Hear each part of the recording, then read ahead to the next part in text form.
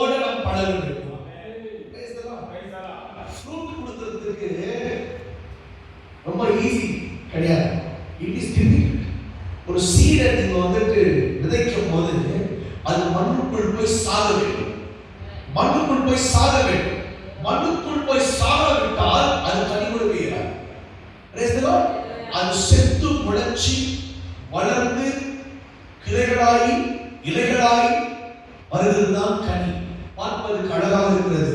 மண்ணுக்குள் தாங்கி பிடிப்பது வேறு. மண்ணுக்குள் தாங்கி பிடிப்பது வேறு.